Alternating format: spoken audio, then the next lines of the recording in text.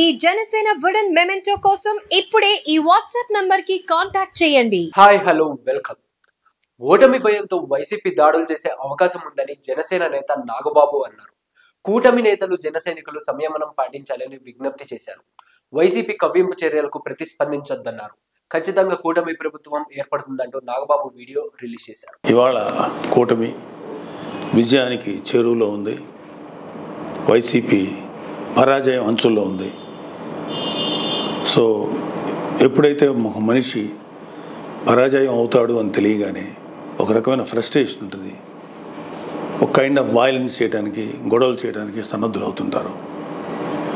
మీ అందరికీ నా విన్నపం ఏంటంటే, ముఖ్యంగా జన సైనికులకి, వీర మహిళలకి, నాయకులకి రేపు ఓట్ల లెక్కింపు సమయంలో మనం సంయమనం పాటించి ప్రభుత్వానికి, ఎన్నికల సంఘం వారికి, పోలీసులకి మనం చక్కగా సహకరిద్దాం. అలాగే వైసీపీ వారి యొక్క ఎటువంటి కవ్వింపు చర్యలకి ప్రతిస్పందించద్దు అని చెప్పి మిమ్మల్ని అందరినీ మనస్ఫూర్తిగా కోరుకుంటున్నాను.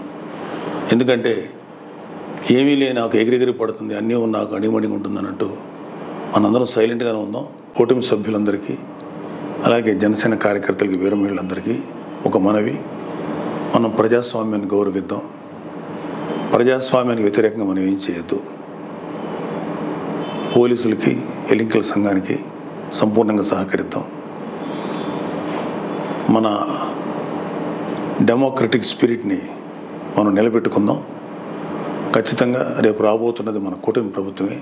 కాబట్టి ఓడిపోయే వాళ్ళు చేసేటువంటి కవ్వింపు చర్యలకి, వాళ్ళు చేసేటువంటి అల్లర్లకి మీరు ప్రతిస్పందించొద్దు. Thank you very much. All the best.